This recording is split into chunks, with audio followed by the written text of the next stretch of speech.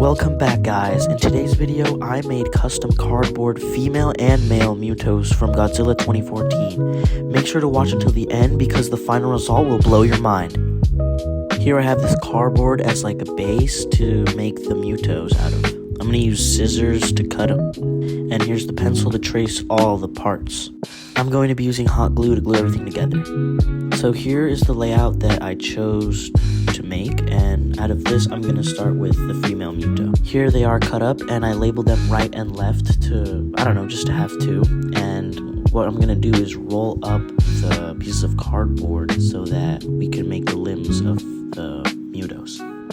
As you can see here, I'm going to hot glue the limb together, and it doesn't matter if it's oddly shaped because it'll come together in the end. So I'm going to cut it right here so I can put the Lego joints and so that it can move. Here are the Lego joints that I'm using. So basically what I do is I cut them in half and I use the ball joint in the socket and I use that as just one singular joint. After some hot gluing, here's the final result. As you can see, it's coming together. These are going to be like those front limbs that the female Muto has. These are the legs. So here I made the body. As you can see, it's sort of coming together. Once we add all the other limbs, it's going to look way better. Here, as you can see, the Muto body is finally coming together. It's looking very nice. I've covered up most of the body. We're going to take away those hot glue stains after we finish polishing everything up. But as you can see, yeah, it's starting to look like the Muto and it's looking really good. Here was mostly the final result, and I already added those little hands that they have in the middle, as you can see. And yeah, this is the figure. It's pretty much done. Now I just have to color it. As you can see though, the process is very easy. You just glue stuff together. Most of them are just rolls. Those pincer things, I used the pinpoint joints or whatever. What? Where you stick it in just to have it move. I wasn't really gonna waste a ball joint because I was kind of running out of them for the male Muto. The mouth also opens and closes, which this was the best I could get it to look like because it's a little hard with the way it's shaped. But yeah, this is what I was able to get. Looks pretty good from a side profile. This is how the female Muto scales with my custom Godzilla Evolved, and as you can see, it scales pretty well in my opinion. I mean, Godzilla is supposed to be bigger, but this was the best I could get it to look like.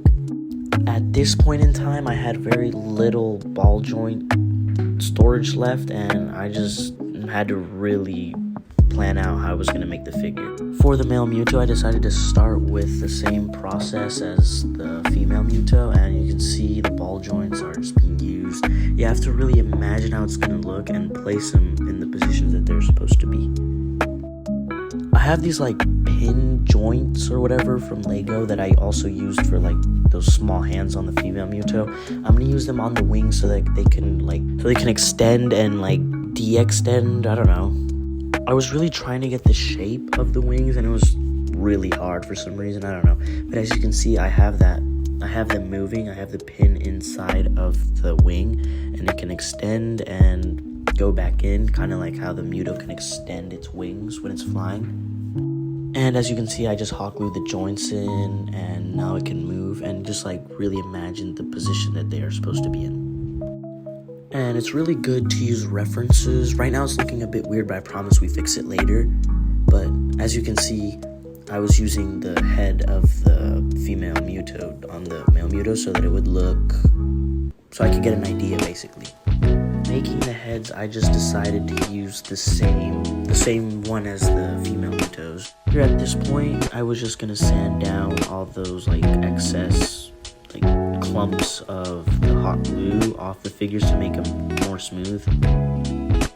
Here was the final result of the male Muto. I decided to cut up some of the pieces and make them shorter because it was way too big in comparison to the female Muto. Because as you can see in the movie, the male Muto is way smaller. After all of that, I was basically done. I was just ready to start painting. Had some water and bright paint, which was black and red, and some paint for the mouth. I didn't record any of the painting process, but you'll see how it ends up turning out, which is pretty crazy. 3, 2, wait. Before we continue, please make sure to like and subscribe as it helps the channel out a lot. Thank you. Drum roll, please.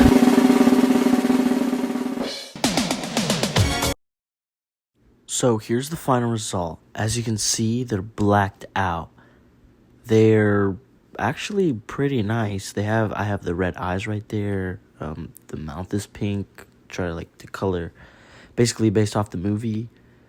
I think it moves pretty well. The reason I didn't use fabric like I did with the male Muto was because, I don't know, it just didn't look as well, and the male Muto had way more, like, exposed. Oh my goodness. But anyways, yeah, this is the final result.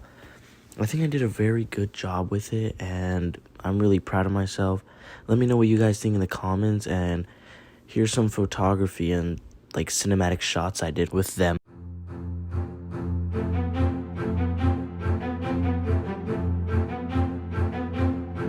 Thank you guys for watching. I hope you're able to make your own male and female Muto cardboard figures, and stay tuned for the next one.